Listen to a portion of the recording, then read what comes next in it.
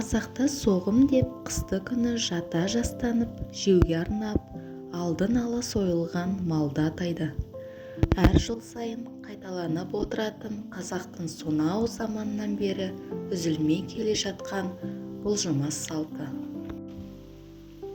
Әр жылы қараша, желтоқсан айлары қазақтардың соғым соятын мезгілі.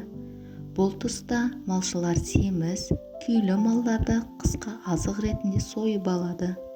Соғым кезі ауылдағы жұрттың қуанышпен бас қосатын отырысы да болып саналады. Соғым кезінде көрші қолаңдар келіп көмектесіп, соғым шүйгін болсын деп айтысады. Қазақтар жылқы етін өңдеуге ерекше мән берген. Бүгін қайнатам өзі баптаған 3 ай байлауда тұрған тайды сойды.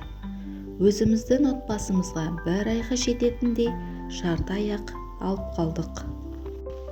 Видеода көріп отырғандарыңыздай, мен етті осындай тәсіл арқылы реттеп аламын.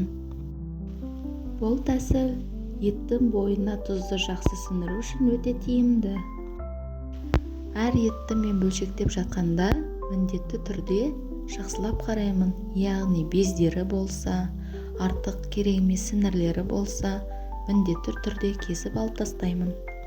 Ал сіздер қалай етті реттейсіздер? Сол жөнінде комментарий бөліміне жаза кетсеңіздер, маған өте пайдалы әрі құнды ақпарат болар еді.